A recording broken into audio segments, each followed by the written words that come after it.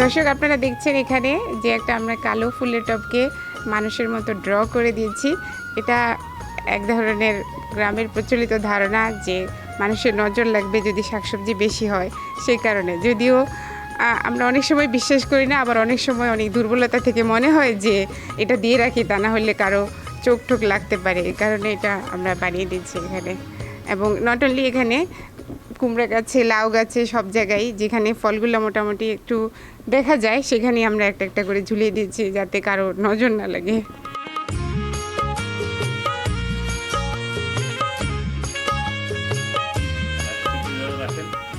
দর্শক এই যে দেখতে পাচ্ছেন কুমড়া ফুল, এটা এখন মরে গেছে, খুব আর্লি মর্নিংয়ে ফোটে। তো সকাল 8টা থেকে 9টার ভিতরে যদি আপনি এটাকে হারভেস্ট করেন তাহলে এই কুমড়া ফুলটা খুব সুস্বাদু একটা খাবার। আমরা প্রতিদিন সকালে 25 থেকে 30টা ফুল প্রতিদিনই কালেক্ট করি। তো সেগুলোকে আমরা বড়া ভেজে খাই। যেমন টেম্পোরা ফ্লাওয়ার নামে একটা ফ্লাওয়ার পাওয়া যায় চাইনিজ দোকানে, সেটা দিয়ে যদি আপনি এটাকে মেখে ডুবো তেলে ভাজেন তাহলে এটা অনেক সুস্বাদু। এছাড়া আপনি এটাকে চিংড়ি মাছ দিয়ে ভাজি করে খেতে পারেন, অনেক ফোটে আর এবং অনেক সুস্বাদু, এবং এটা শরীরের জন্য উপকারী অবশ্য।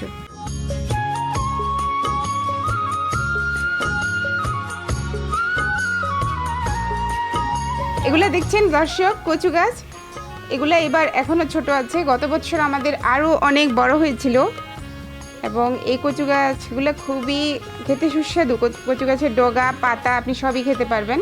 এগুলা আমরা অ্যাডো কিনতে পাওয়া যায় দোকানে, চাইনিজ দোকানে, বাঙালি দোকানেও অ্যাডো কিনতে পাওয়া যায়। সেই অ্যাডোকে আমরা ঘরের ভিতরে কিনে রেখে দিয়েছিলাম একটু ভিজিয়ে, তারপরে একটা ডার্ক পলিথিনে, কালো একটা পলিথিনে পেঁচিয়ে একটা ডার্ক জায়গায় রেখে দিয়েছিলাম 15 দিনের মতো। তখন ওদের কুশি আসলো, কুশি আসার পরে আমরা মে মাসের লাস্টের দিকে লাগিয়েছি এবং এখন বেশ ভালো হয়েছে।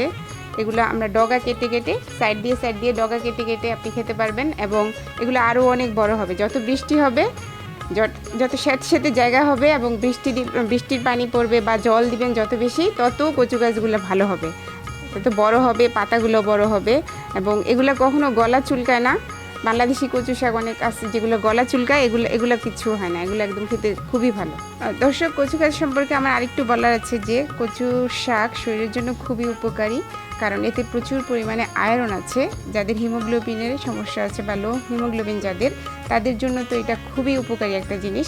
পাতাটাতে মেইনলি বেশি আয়রন থাকে। সো আপনারা যারা ডগা পছন্দ না করেন তারা পাতাটাকে শুধু ভাজি করে খেতে পারবেন, এবং এটা এত সুন্দর সিদ্ধ হয়, একদম চুলাতে পড়ার সাথে সাথে একদম মেল্ট হয়ে যায়।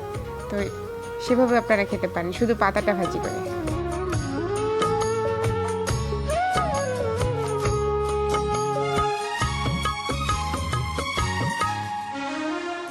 এটা হচ্ছে আমাদের কলমি শাক।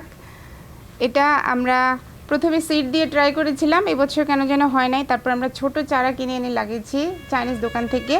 তো কলমি শাকের বৈশিষ্ট্য হচ্ছে, কলমি শাক আপনার কয়েকবার খেতে পারবেন, কয়েকবার তুলতে পারবেন। প্রথমবার যখন হলো তখন আমরা এখান থেকে স্টিমটা ভেঙে নিয়েছি, তারপর সাইড দিয়ে আবার গজিয়েছি। এবার নিয়ে আমি 4বার মতো তুলেছি, এখনও আবার দেখে মনে হচ্ছে নতুন, একদম নতুন, সবগুলা নতুন নতুন আগা বেরিয়েছে, এবং পাতাগুলো একবার ভাঙার পরে খুব মোটা মোটা বের হয়, চ্যাপ্টা টাইপের পান পাতার মতো বের হয়, অনেক ভালো হয়। আর কলমি শাক হচ্ছে খুব জলীয় জায়গায় ভালো হয়, যেখানে বৃষ্টির পানি পড়ে ভালো। আর আপনি যদি নিজে থেকেও অনেক বেশি জল দেন তাহলে সেই জায়গায় কলমি শাক ভালো হবে। দর্শক আপনারা দেখতে পাচ্ছেন আমরা লাউয়ের মাচা নিচে বসে আছি। এখানে আমাদের লাউ হয়েছে, এটাকে বলে ঘটি লাউ। এর উপরেও একটা আছে, উপরে, এটা নিচে আমরা নামাই নাই কারণ অতিরিক্ত ভার হওয়ার কারণে গাছের ডালটা ভেঙে যায়। এবার আমাদের 3 রকমের লাউ হয়েছে। একটা হয়েছে চাইনিজ লাউ, যেটা অনেকটা লম্বা হয়েছে, 1.5 হাতের মতো। আরেকটা হচ্ছে দেশি লাউ, যেটা গ্রিন এবং সাদা সাদা ছিটা ছিটা। আর এটা হচ্ছে ঘটি লাউ। তো আমরা অনেকগুলো লাউ অলরেডি হারভেস্ট করে ফেলেছি। এখন এই 2টা আছে এখানে, আর ওখানে সামনে আছে আরও একটা লম্বা। এখন আশা করছি যে একটু ঠান্ডা পড়লে আরও বেশি হবে, কারণ লাউ সাধারণত শীতের দিনে হয়তো বাংলাদেশে আমার মনে হচ্ছে এই সেপ্টেম্বরের দিকে আরও অনেকগুলো লাউ বের হবে। লাউগুলো খেতে খুবই সুস্বাদু।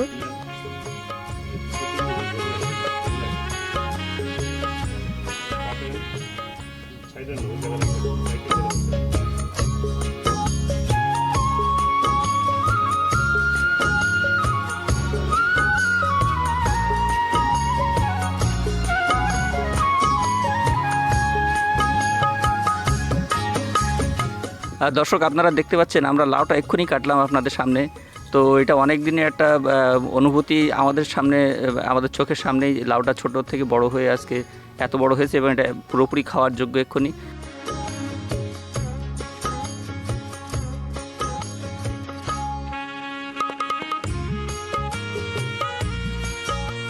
দর্শক আজকে আপনাদেরকে একটা সারপ্রাইজ দেব। আমার সামনে আছে দুটো মাটির চুলা।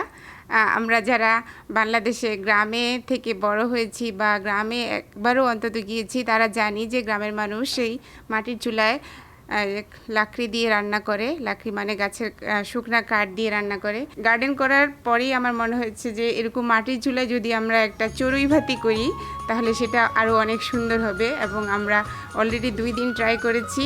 গার্ডেনের সবজি এবং বড়শি দিয়ে মাছ ধরে সেই মাছ রান্না করেছি, গার্ডেনের সবজি রান্না করেছি, বেগুন পুড়িয়েছি এই কাঠের চুলাতেই, এবং আমরা চিতল পিঠা ভেজেছি এই মাটির চুলাতে, এবং সেগুলো অনেক সুস্বাদু হয়েছে। চাইলে আপনারাও ট্রাই করতে পারেন।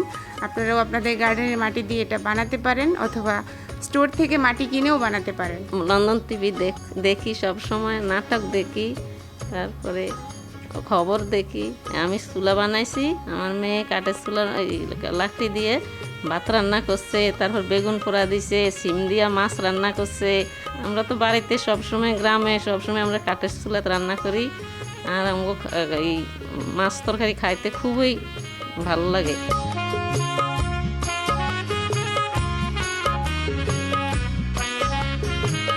দর্শক আমাদের এই সামারে অনেক শাকসবজি হয়েছে, তো আমরা তো এত শাকসবজি খেয়ে একসঙ্গে শেষ করতে পারবো না।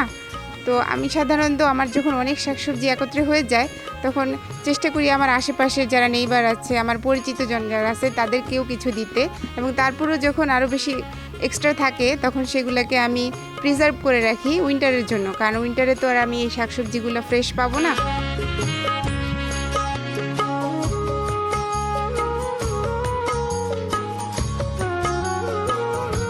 দর্শক আপনারা দেখতে পাচ্ছেন এটা আমাদের ফুলের বাগান। সব গাঁদা ফুলগুলো দেখেন কিভাবে ফুটে আছে এখানে। তো এটার পিছনে মূলত আমার ওয়াইফ, সে তার অবদানই অনেক বেশি।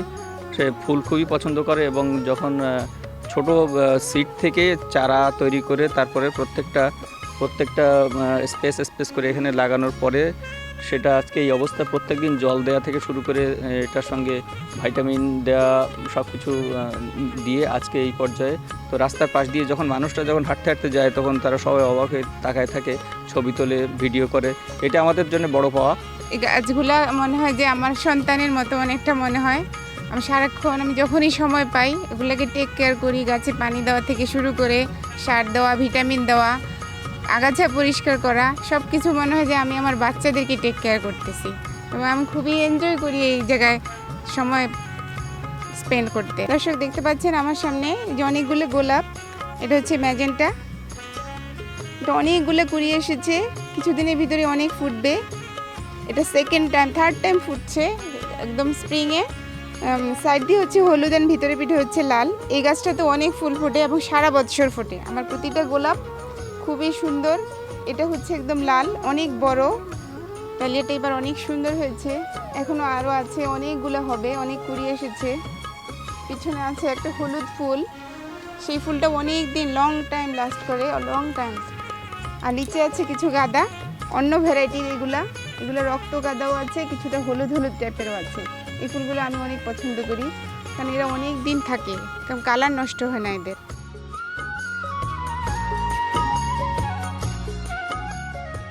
এ হচ্ছে অর্ণব, অ্যান্ড এ হচ্ছে অদিতি। আমরা যখন গার্ডেন করি বাসায়, ওরা আমাদেরকে অনেক হেল্প করে। আমি যখন বাসায় না থাকি তখন ওরাও গার্ডেনে অনেক পরিচর্যা করে, জল দেয়, অনেক সময় নিড়ানি দেয়, আবার অনেক সময় ভিটামিন দেয়। এটা নির্দিষ্ট ডেট অনুযায়ী দিতে হয়। দেখা যায় যে ওই সময় আমি বাসায় থাকলাম না, তখন আমারও বর্তমানে ওরাও আসলে গার্ডেনের জন্য অনেক কিছু করে। তো আজকে এই পর্যন্তই। আপনারা সবাই ভালো থাকবেন, সুস্থ থাকবেন। নন্দন টিভিকে অনেক ধন্যবাদ। নন্দন টিভিকে চিরজীবী হোক। নন্দন টিভি আমাদের সবার অনেক তথ্য এবং উপাত্ত দিক আমাদেরকে জীবন সুন্দর করুক। ধন্যবাদ সবাইকে।